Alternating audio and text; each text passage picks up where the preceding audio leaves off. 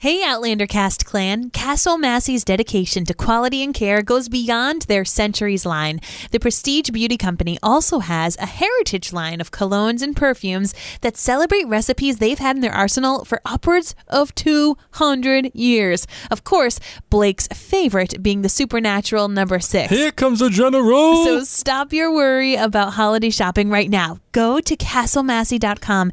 Get that perfume you know you've been dying for, and even get another 20% off by using the coupon code OutlanderCast at checkout. I gather you have supped with princes and paupers.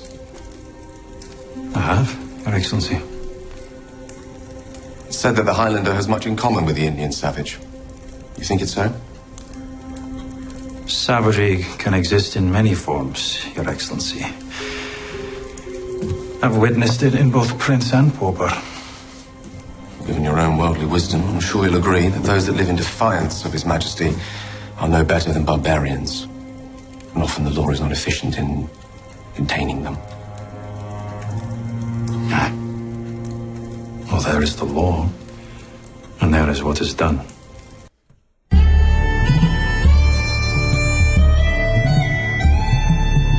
All the way from Providence, Rhode Island, welcome to Outlander Cast. It's a podcast dedicated to the show Outlander on Stars. Sing me a song of the last that is gone, sacred and last behind. Various souls she sailed on a day over the sea to sky.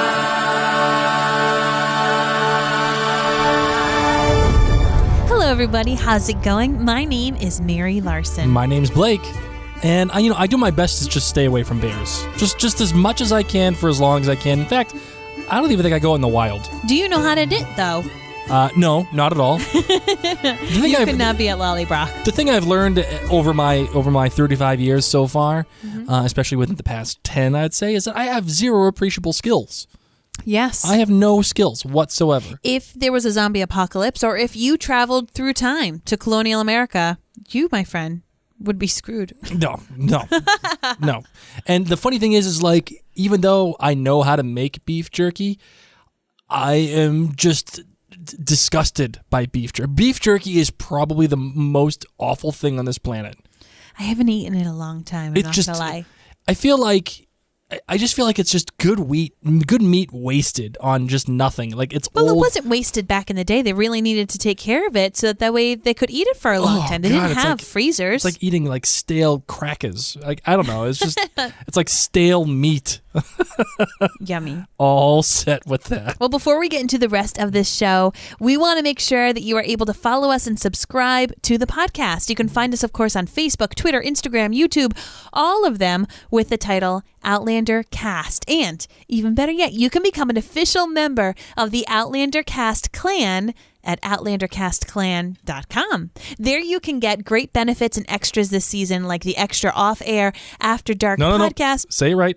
After Dark. There you go. Podcast episodes, access to special Outlander Cast giveaways, which you'll hear more about at the end of this episode. There's free swag and much, much more.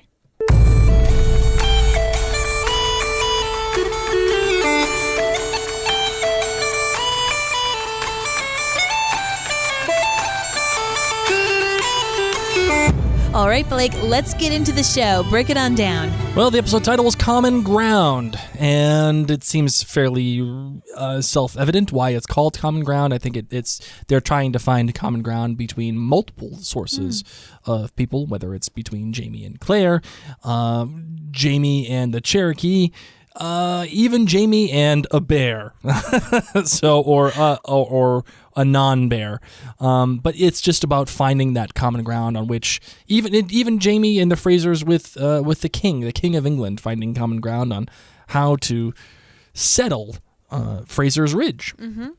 So it's about finding that common space that in which everybody could live. The writer, and now I called this one back in season 3. The writer was Joy Blake. And I got to tell you, Joy Blake, not because she shares my first name with her last name, even though that is amazing. Truly. No, I quite like Joy Blake, and she actually wrote First Wife last season. And if we can all recall, First Wife was among, I would probably say, the top 3 episodes of last season, I would imagine. And there's a reason for that. I actually think that she is an exceptional addition to the writing staff. We've talked Agreed, a lot. yes. We've talked a lot about the writing staff as it exists in comparison to the way that it existed in season 1, and now in season 3 and season 4. We've all felt. Well, I think a lot of people have felt like it's kind of filled with a bunch of jags, and I do not think that Joy Blake is a jag. In fact, I would say she's extremely talented. I would agree. And her work shows it. Her work absolutely shows it. The director was Ben Bolt, who directed The False Bride, and the DP was Steen Vanderveken, who also did The Nice. False Bride as well. Okay, cool. So our kilt ratings for this episode, of course, we rate each episode on a scale of 1 to 5 kilts. Mine is a 4.9. What? Yep, What? 4.9. This is like a travesty. I would have bet the house. I would have bet the mortgage on a 5 for you. There was no sex. There was some. Yeah, you're right. So, Well, they can't be getting it on with little Ian in the same room. listen, they tried. They tried. Jamie talked about it. But alas. All right, so I'm getting a 4.75. Nice, which is pretty much a 5. Kind of. I really liked this episode. There's a couple of things here that I thought that was that bring it down a tad, but for the most part, this was an excellent episode of Outlander. In Yes. fact, I would say that the episodes, even though I'm giving this one a little bit of a lower mark than the previous episode, I would say that the episodes are getting better and better with each try. You know, with the exception of Do No Harm, I thought that was a little bit of a step back. So, But I think we're in great shape. I would agree. It's time for the GBGs, the good, the bad, and the great of this episode. So my good for this episode was... You mean when she went back in time to find Jamie Fraser? Fiona, high five to you, my friend. High five. Way to bring it. Right? Seriously. Fiona, who was just kind of like pushed aside, just cleaning things up. She's been listening all along and she knows what's going on. I loved that. And I also loved Roger's reaction. I might love Roger's reaction more, but that little bit of the scene was such a good part of this episode. My bad. Oh my goodness. You must not be troubled. Death is sent from the gods. It will not be your fault. Well, that sounds great. Jesus H. Roosevelt Christ. What a Debbie Downer. What is going on? What is going on, says Claire. What are we doing? Seriously, that woman literally needs like the wah, wah, wah, wah sound effect from SNL. Oh no. What she needs is there you go. That's what she needs. Now, this is the same actress who was in Dances with Wolves. Really? I believe so. She looked it. She looked like a person who actually had sex in Dances with Wolves. That's why I remember, because Wait, I was so young. That's not Laura Roslin. What? You know, Laura Roslin from BSG, she played... No. Oh, okay. No, All right. not her. No, the woman who was like married to the chief when Kevin Costner would sleep in their tent and they would get jiggy Okay. with it. And I All was right. like, what's going on? So I feel like I remember this woman's face. Let me see. Oh, yeah. Yeah. Yeah, it was her. Tantu Cardinal is her name. Okay, all right, gotcha. Yep. All right, fair enough. Fair Yep, enough. I remember. See, guys, I pay attention to sex. All the sex. Classy broad right here. Classy. Okay, so anyway, sorry, but she was a total Debbie Downer. And then my great was I just love watching Jamie, Claire, and Ian live and create their home together, whether it's chopping down the trees, cutting the trout, just making their home. This is a huge reason why I love Drums of Autumn so much. It's not necessarily for the conflict. It's not necessarily for all the things going on. It's for the more simple times, which I know people either love or hate, but I was a huge fan of Little House on the Prairie, and I love those Little House on the Prairie moments that you get at Fraser's Ridge when they're building it, when they're living it together. Just the simplicity of it. So I really just loved watching all that, and to know that they took the time to really figure out how did people in this day and age build their homes. How would they get the wood? How would they do all of this? I loved it. Especially when Roger makes that discovery in the book that Bree gave him. he has this. He's like reading the book a little bit, and it's an indirect narration of what Jamie, Claire, and Ian are doing. Yes, that was a beautiful moment. I agree. A beautiful moment within the show. And one of our listeners from the previous episode, the listener feedback for The False Bride, she said something to the effect of, "I really like this because it shows Jamie and Claire living. It's not like every single moment is passionate love, and not every single moment is crazy plot where everything is going crazy action. There are these moments where you just have life and the creation of life, and how that action affects not only our characters but our story as well." I couldn't agree more. I really could not agree more. And I'm sorry, I don't remember your name. If you're listening to this, please call me out on it on social media. I think it was Cheryl. It may have been Cheryl who said it. I can't remember. Cheryl Murphy? It may have been my girl from Quincy. That's right. But either way, I'm giving you credit. So thank you for that. All right, my good is this. The idea that Jamie fought a bear in the book. Yeah, I told Blake afterwards, I was like, actually, while it started to happen, I said, oh, I'm so glad. Oh, that's different. I'm so glad it's not a real bear, because for those of you who are non-book readers, Jamie fights and kills a bear. A real bear. In the book. Oh, my God. And I will say this. My good is the fact that they did not include it in the show. They did not include a real freaking bear in the show. Listen, this is not The Revenant, okay? We're not. This isn't Leo DiCaprio, all right? That took a lot of money. And this is, and just like how it's not The Grey, okay? We're not Liam Neeson fighting wolves like Claire was supposed to do back in season 1. And while it may seem, just a little silly that Jamie fights a bear man, and the direction of the fight itself, in my opinion, was not so great, but the change for the bear man, it makes sense within the context of the story. It makes sense why they made that choice to be a bridge, in quotes, for the Frasers to the Cherokee, while still respecting the origin and the story of the book. And this is why it's vital to, and I'm going to say this real loud and clear, to adapt. Yes. Adapt yes. books. And not just make shot for shot or word for word or line for line remakes.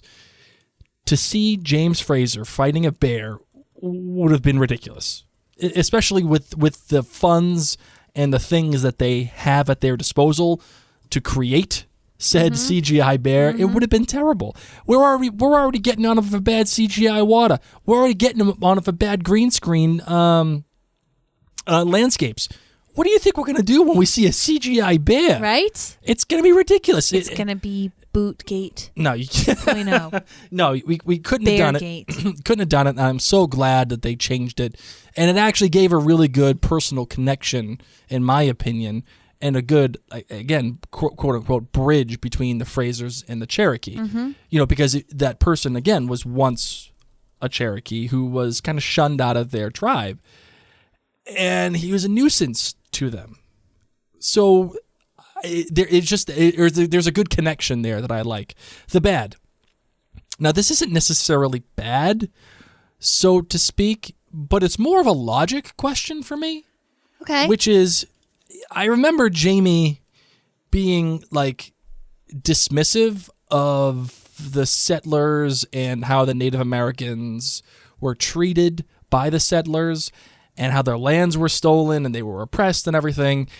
And the next, or 2 episodes or 3 episodes later, we got Jamie taking land from a king who is taking land from the Native Americans and signing away and being happy about it. So awkward. Now, again, and on some level, and we even played at the beginning of this episode, he kind of relates to the Cherokee and to the Native Americans because he's a Highlander, and the Highlanders were mistreated in the very same way by the same royalty. So again, and I'm not saying it's bad. I'm not sitting here in my ivory tower pointing my finger saying, James Fraser, you shouldn't have done it. What I am saying is it's just something to point out And it's just, and I think it's more of an affectation of the source material as opposed to what the writers of the show were doing. It is what it is. It keeps the plot going.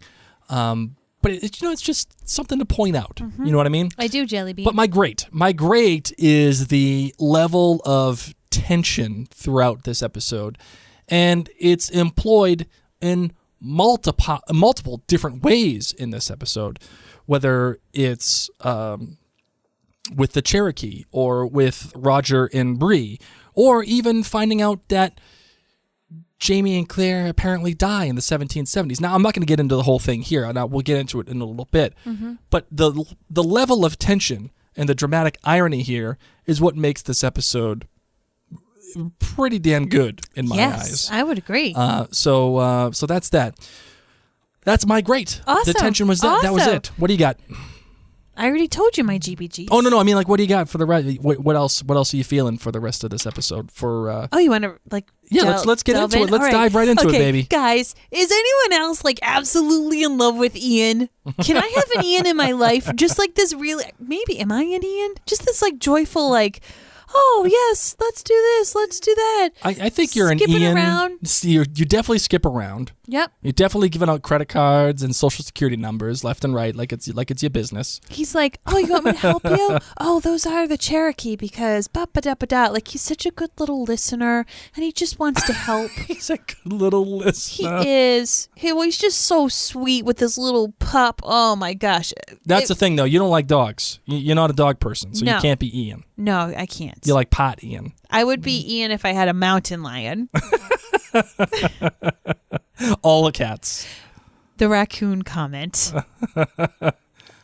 Did a raccoon leave this poop? I Okay. know. Poor thing. He has no idea. He's just so scared. After the skunk experience, he has no idea what's going on in America. He has zero idea what any of the animals are. Oh my gosh. What does he do when he sees a squirrel? He's just throwing out random names. Is that a moose?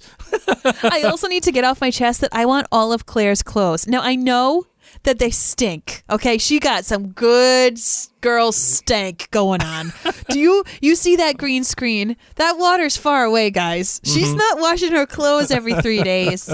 She doesn't have deodorant. All she got is some smoked meat. All right, she got some girl stank going on. But dang, she's got some pretty clothes. And where did these clothes come from? I want the teal shirt. I want the teal dress. I want the wrap. I want it all. Mm-hmm. And I love how she just has all these outfits all the time. I like the pants. I'm into the pants. I was actually surprised she wasn't wearing pants the entire time How come? because, well, she's in the woods. Nobody's watching her. And let's be real, the pants would be so much easier. Like when she's pulling Clarence with that big log and in the other hand, she's picking up her skirts. I'm like, Claire, what are you doing? Just put on your pants. We all know you have them. I even like not leggings, but what they're the leg covers for her boots and her calves. Yep. And how I was sexy. I was kind of into it. Good. I'm thinking I'm gonna get a pair of those for you. Wait, is that kind of what I have on like now? This thing? My boot cuff? No. It's a Mary has like this little boot cuff that goes right under her knee. It's similar to a boot cuff. It Okay. goes over your boots and Yes. over your pants to make so like water doesn't get into it. Oh, yeah. I got you. But it's a full leather thing, so yeah, I'm kind of into it. Okay. I'm What not gonna lie. what really stood out to you? So I think where the episode, like I said, really shines for me is, I mean, yeah, it's like I said, it's great to see, Jamie fight a bear and even John Quincy Myers getting all messed up and the interactions with the Native Americans. And it's all tense and great, but it's the small moments between our characters that we actually have relationships with. For example, it's the subtle order that Jamie gives to Claire to give him the knife and Yes. get behind him. Or even Claire talking about missing Brianna early on in the episode after she spoke with Marcelly. Showing real weight to her decision. Saying, oh my God, I've abandoned my daughter. Marcelly is my daughter's age. She could be having a kid right now. Yep. And I'm not there. I don't know Yep. anything about it. And real significant weight. She's not just, okay, I'm back with Jamie and everything's great. I'm back with Jamie and everything's great. No, none of that. It's real weight. Or even the deafening silence between Roger and Bree on their phone call. It's just this much.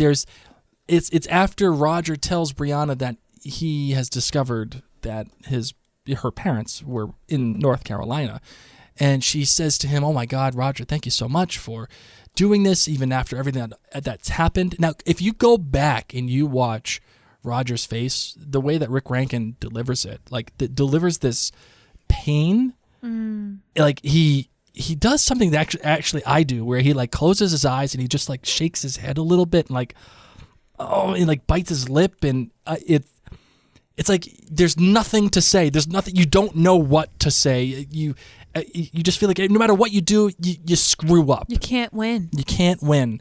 And he wants to say so much, and there's nothing that is allowing him to do it. Because she opened the door when she said, "Oh, I was just thinking about you." Right. But then neither of them says, "I love you. I missed you. Do you want to get back together?" Right. Nothing. Because they're both projecting onto each other. Maybe one's too hurt, or one is too mad, or whatever. Again, we said it last episode. Young people in a young relationship saying and doing young, stupid things. Mm-hmm. That's what's attractive about the two, and that tension between the two, which again goes back to what I really liked about this episode, which is that tension, and I think that tension calcifies in three real distinct ways. I mean, again, we have the 3-beat structure with the Cherokee, the introduction to them, and we have that great opening shot of Jamie and Claire and Ian, and Claire saying, "There's something behind us, isn't it?" And in the background is this blurred image of these figures moving in the background, and Jamie and everything. What a great introduction and setting the table. But then we even have the conflict where they come back up onto the camp, the Cherokee, and they're throwing the pikes down, and they're obviously, very upset with Jamie. The conflict is happening. It's going to be there. And then even the resolution, all that tension finally gets let loose after the bear fight. He brings them to the camp, and they establish a good working relationship with the natives. Mm-hmm. That tension is perfect. It's a perfect 3-beat. A rise, a middle, and a release, right? And then even with Roger and Bree, building on how they left off from the last episode. Mm-hmm. And this is more of a macro thing, I think, for Roger and Bree, but it's from Roger's perspective, which is important because we get to see how he is evolving in this, what we would think to be a relationship. Yes. And our introduction being his discovery to Fraser's Ridge and the subsequent phone call to Bree, the conflict being Roger discovering what happened to Claire and Jamie being unsure what to do, and our resolution comes in form with Roger calling Bree, but being led to understand that she has gone to see her mother.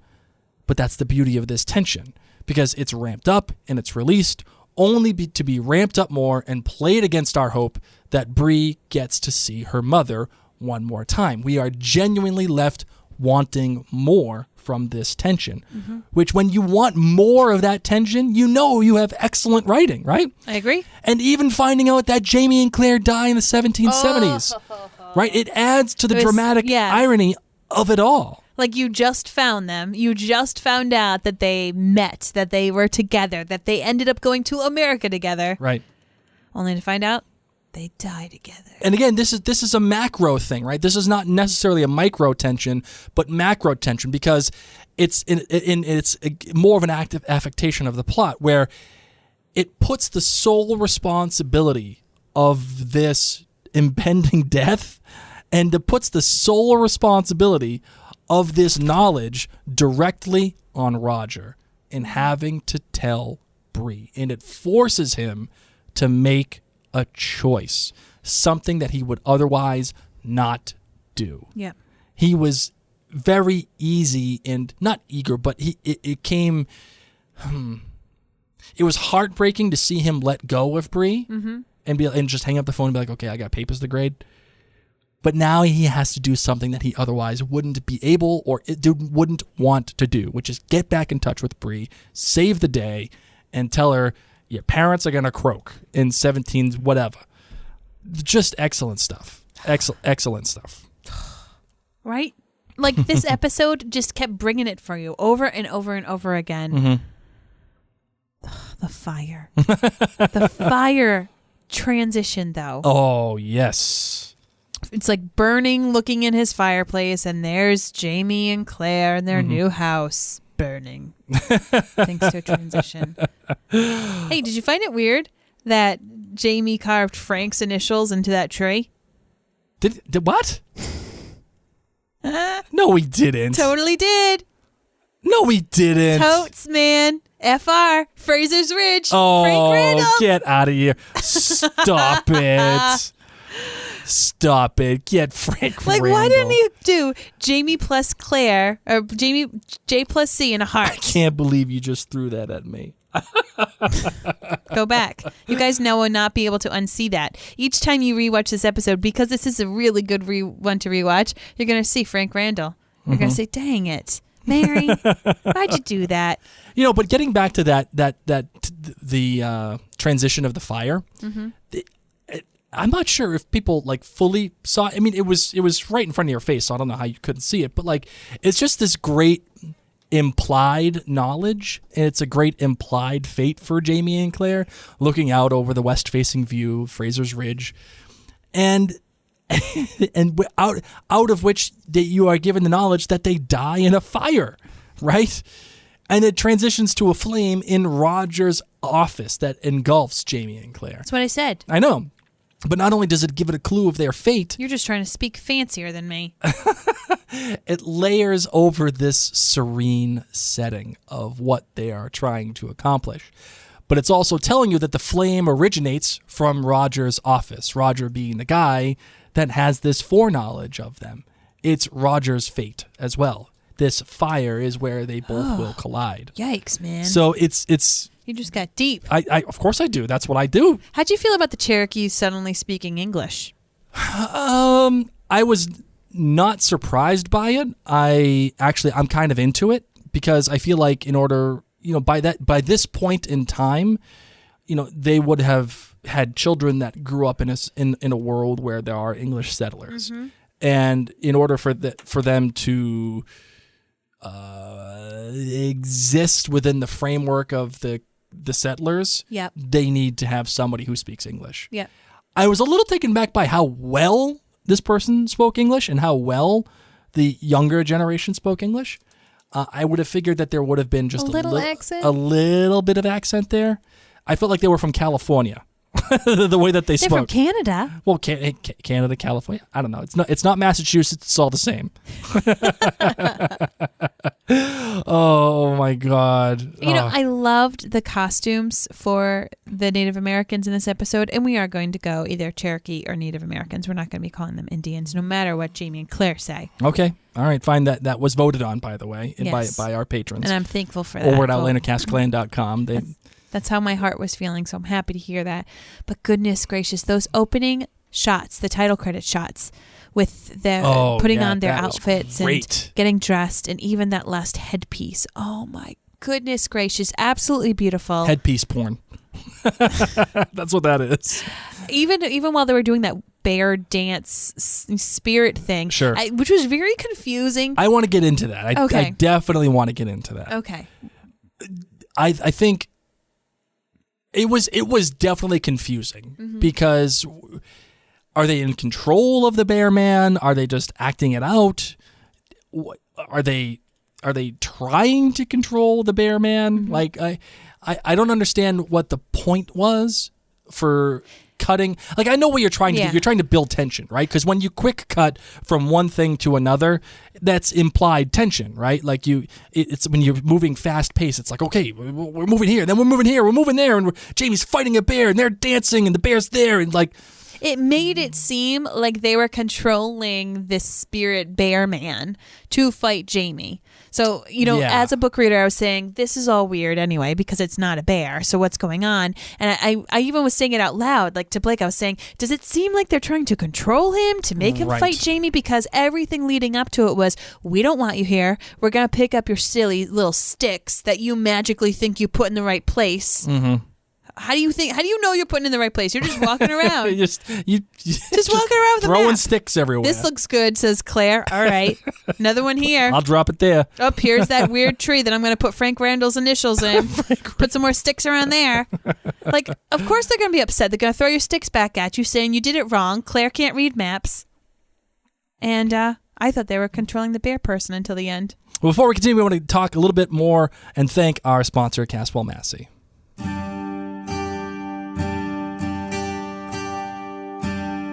So we wanted to remind you that this episode of Outlander Cast is brought to you by Caswell Massey. Caswell Massey is America's original beauty and fragrance company, founded in Newport, Rhode Island in 1752. Guys, they were around before Jamie and Claire settled in Fraser's Ridge, okay? just settle with that for a little bit. The Prestige Beauty Company also has a heritage line of colognes and perfume that celebrate recipes they've had in their arsenal for upwards of 200 years. The number 6, for example, is part of this general. is part of this collection as the first American fragrance. In addition, they have a number of fragrance recipes that have been in their archive for decades. The Jockey Club Cologne with citrus, herb, and floral notes was first made in 1840. The Newport Cologne, which smells of fresh sea air and wooden ships, was formulated in 1890. The Tricorn, for those of you who like the Tricorn hat, which is musky and leathery in nature, was made in 1941. And the Greenbrier, I can read, which is musky and fresh, was made in 1984. So each of these scents has a long heritage, obviously, in Caswell Massey, and were all reformulated in 2017 to be a bit more modern. They too come in triple milled soap bars and can be perfectly gifted to your husbands, your dads, and even to yourself. To experience the rich history and the modernization of the time-tested brand, and for 20% off your entire order, go to caswellmassey.com and enter the code OutlanderCast at checkout. For more information on their heritage products, promos, just check them out on social media at Caswell Massey. You want to know something cool about the jockey one? Yes. Apparently worn by President John Kennedy himself. Hold We on. got all the different presidents. So we have George Washington wearing the supernatural number 6. Here comes the general. And then the Jockey Club Cologne. Of course, Yeah. JFK would wear that That's one. my boy. Of course he Married would. in Newport, Rhode Island, too. I know. There we go. All the Newport references. So talking about this bear thing again, I think, again, it was the right choice to have a man bear, not a real bear. But when I was watching this, and I kind of got, throughout this whole episode, minus the Jamie and Claire, like, I kind of want to bang you, I got this real vibe from the show The Terror. I know you didn't watch it, my darling, but there are a bunch of nerds out there that did watch The Terror. It was on AMC. You being one of those nerds. I was a total nerd. Okay. As a matter of fact, if you like Tobias Menzies, he's actually in The Terror. It just came out as a limited series, I would say last year, and it's about guys getting trapped in the North Pole on these ships, and they were exploring it for the English Navy, and what happens to them. And there's this monster that kind of picks them off one by one in the cold. So, and it's rumored that the Eskimos that were up there were controlling this monster, right? Mm-hmm. And I kind of got the same feel this whole episode of The Terror that I did for this episode, right? Like, it's just there were these people just trying to live, trying to survive. There's something that's kind of haunting them. They're getting involved with the native peoples. There's a resolution eventually. It was an interesting little bit. And again, it's one of those things that helps keep Outlander fresh, and it helps keep Outlander separated from other shows that are based within this time frame, right? But we also have this great moment too, where Roger is narrating, right? And it's sending us back into ourselves. It's sending us back into firm ground in what this time frame really is. You can go crazy with Man Bear and have the father's grandmother telling stories and dreams of Claire and how she's got this egg and the thing breaks open and Claire's going to have white hair and she's predicting death and whatever. You can have all of that and be weird about it and get real weird with it, but also have this moment that was also warm and inviting and something very familiar about Jamie and Claire creating their home, narrated by Roger, who is indirectly narrating it. Just fantastic stuff. I mean, Joey Blake killed it in this episode. She really did. Seriously. And here's another thing too that I wanted to point out. I find it so incredibly, again, pleasing and warming and comforting knowing that Jamie gets to look and sign a document that grants him 10,000 acres of the king's land in his own name, by the way, James Fraser. And he's receiving this document from a king whose father wanted to hang Jamie in every Jacobite there ever was to put an end to the rebellion. And here's James Fraser, Red Jamie himself, getting 10,000 acres of land in the New World. Isn't that, and like, he has his glasses on and he looks at it, he kind of smiles and he gives us like, man, I came a long way. Like, holy smokes, dude. Yep. Crazy town. I find that very pleasing. I find it very, very warming to see that. You got anything else about this episode, my darling? I do. First off, Gail's going to need a new roommate. Oh, yes. Okay, they're going to some rally, hanging out with the little peace buttons, and Gail has no idea what's going to go on. I hope she can afford some dog food for Meryl's dog. Carrot. P.S. The time that we get in the post-show chat is very, very little time. I don't need 30 seconds about Carrot. No, we don't need to. I would like a bit more time about the Cherokee. I would like a little bit more time about the research that they did into how to build a home. Congratulations, Carrot. You've got a stage mom. I want my 30 seconds back. All right. So yeah, Gail's going to need a new roommate. I hope that that Bree left her some money because that stinks. I agree. Where's she going? Just for Scotland? rent? Yeah, it's gonna go. I'll see you later. Bye. Whatevs. Imagine having that happen when you're in college and you need a roommate. Goodness gracious. How do you think Bree found out? About. I don't think she found out. I think since she knew her parents were alive. Yep. Within this time frame. Yeah. She decided, I'm gonna do what my mother did, because she was there when her mother went through the stones, right? Cool. Yeah. So she's like, I'm gonna do the same thing, because she heard the buzzing, and we know that Roger heard the buzzing as well. So like, we all know that they're capable of going through the stones.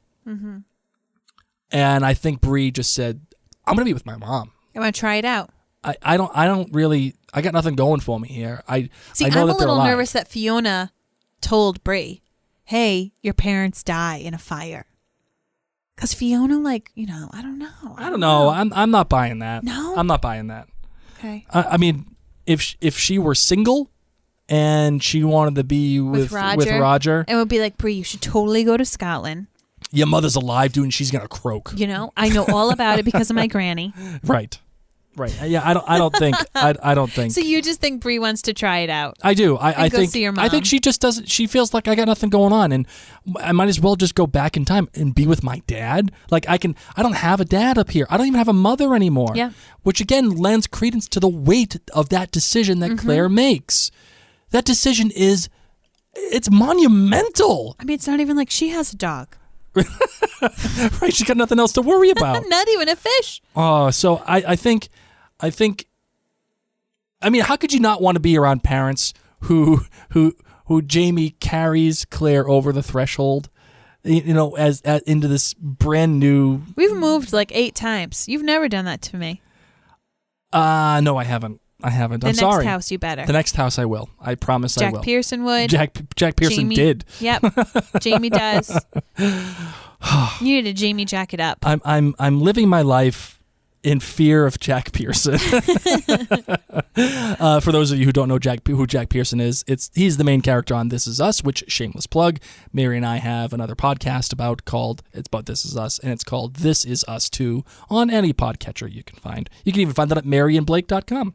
Right now, we're going to take a moment to share with you the Outlander cast staff thought of the week. This one comes from Outlander cast staff writer Karen Rutledge. So, Karen, take it away.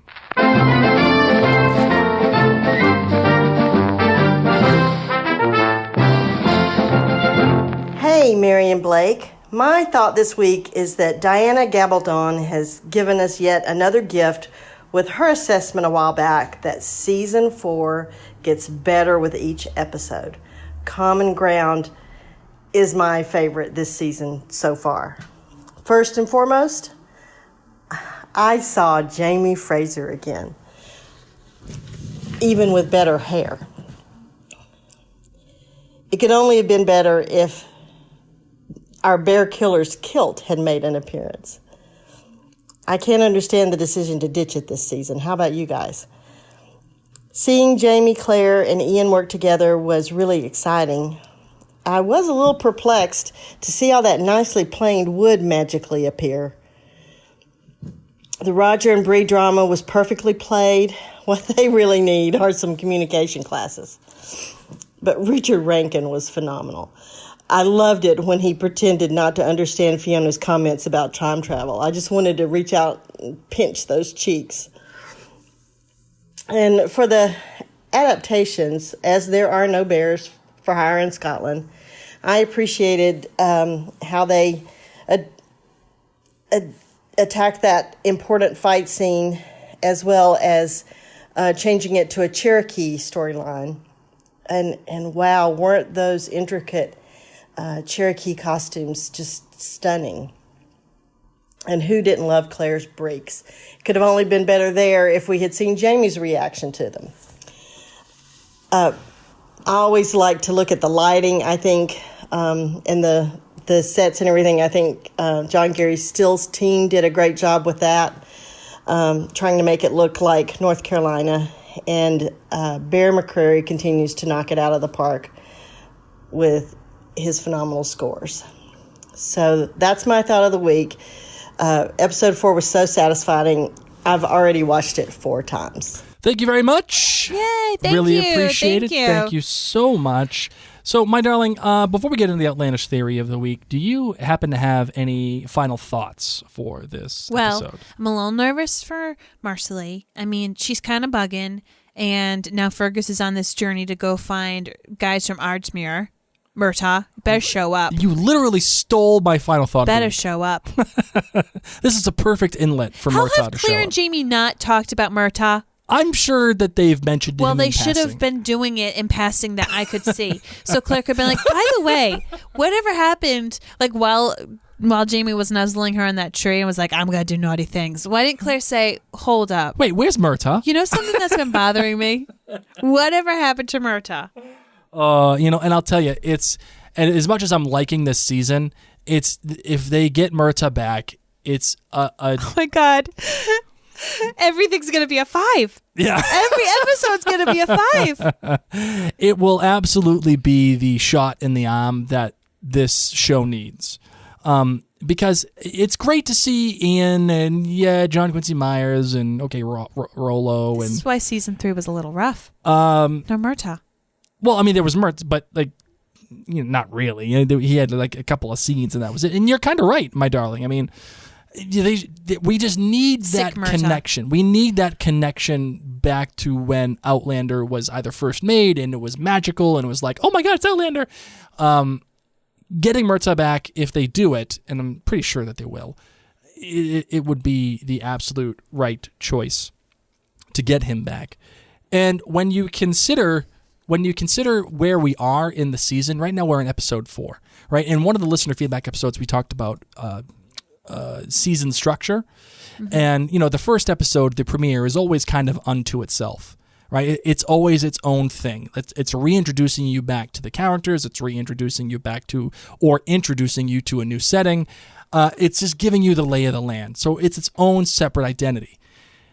And from there, we get the rest of the episodes. And it's not coincidence that there are 13 episode seasons. You have your first episode, and then you have episodes 2 through 12, which get broken up into thirds, right? Yep. So you have introduction, conflict, and then resolution. Yep. So in every 4 episodes, you get towards that. Right now, we are in the 3rd episode of our first act. The next episode is our 4th episode. That is when the things of the first act get resolved. Awesome.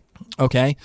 So it is not a coincidence that Bree is going back in the 5th episode overall. Okay? It's not a coincidence that Jamie has reached somewhat of a détente with the Cherokee in this Fancy episode. word. And it's not a coincidence that Jamie tells Fergus, go get guys from Oddsmuir Like in this episode, because in the next episode, more than likely, Murtaugh Welcome back. returns. More than likely. That's kind of an outlandish theory. That's a free one for you, okay? The first one's always for free. Is Ross going to come back? No, Ross is not coming I'm just back. kidding. And he already went back to go take care of his fam.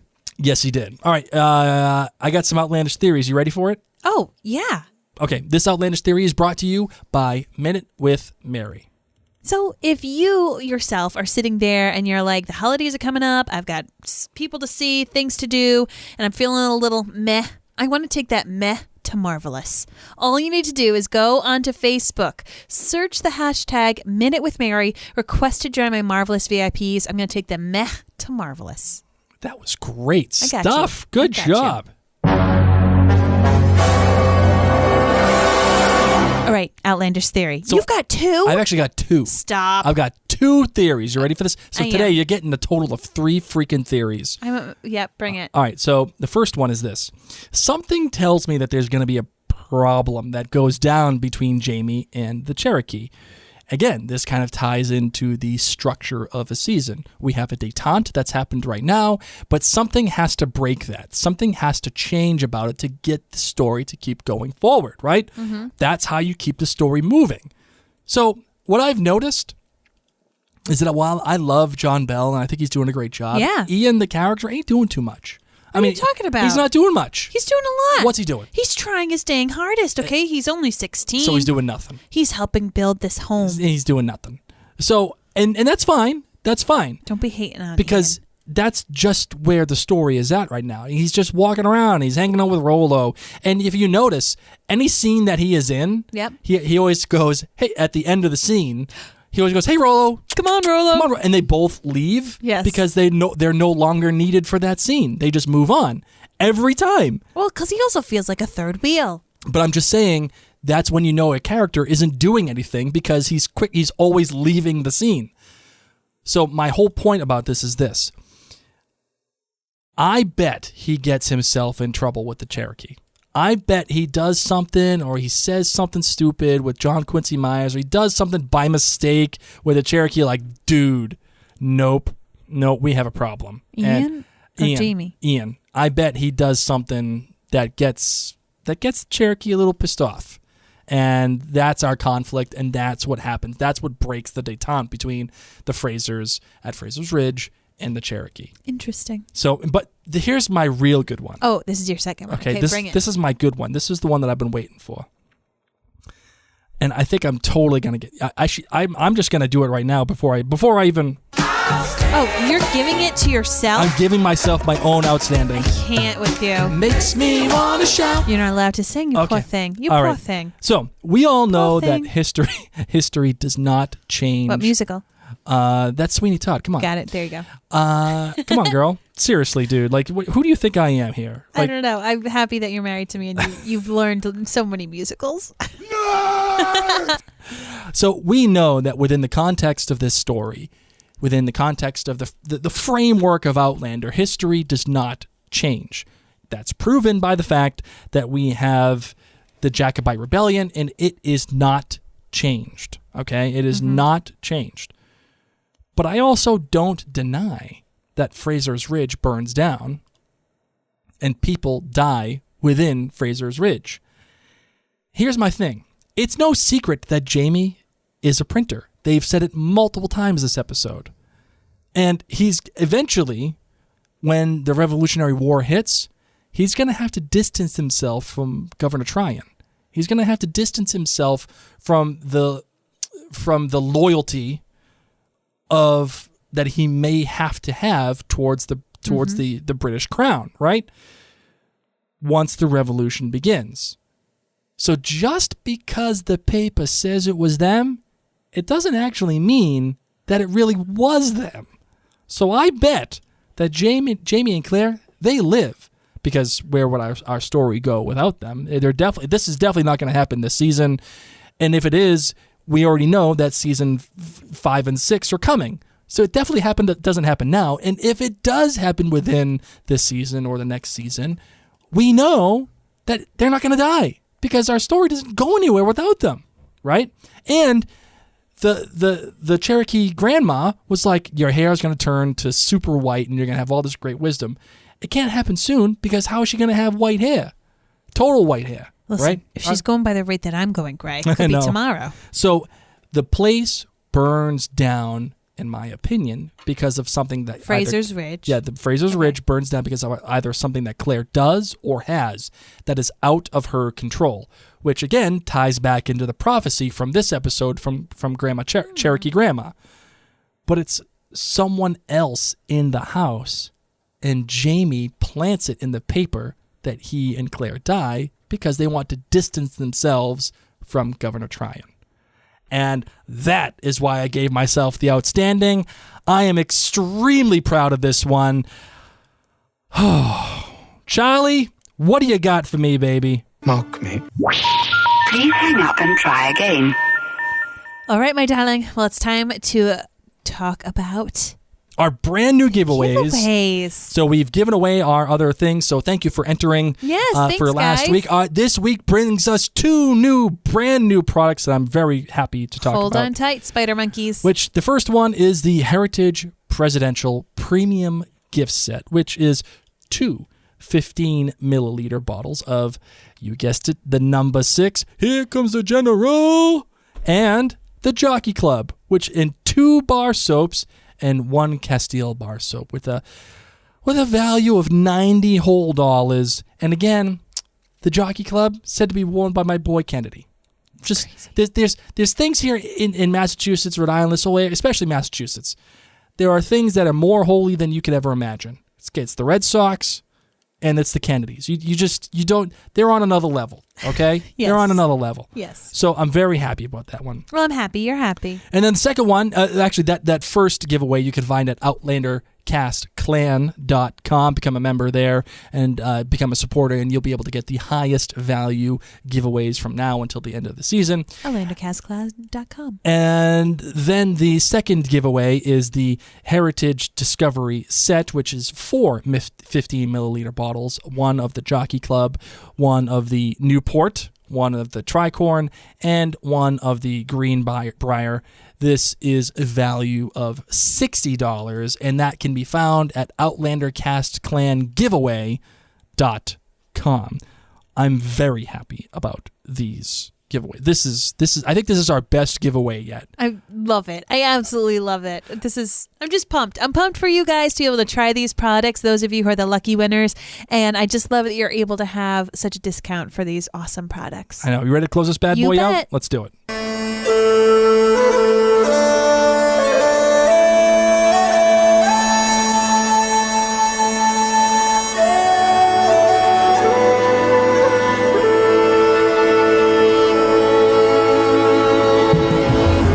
Of course, we here in the United States just wrapped up Thanksgiving weekend, and I just want to give a huge shout out to the entire Outlander cast staff. We are so thankful for you all, for being our friends, for helping us manage everything, for writing, for running the clan, for newsletters, for everything that you do.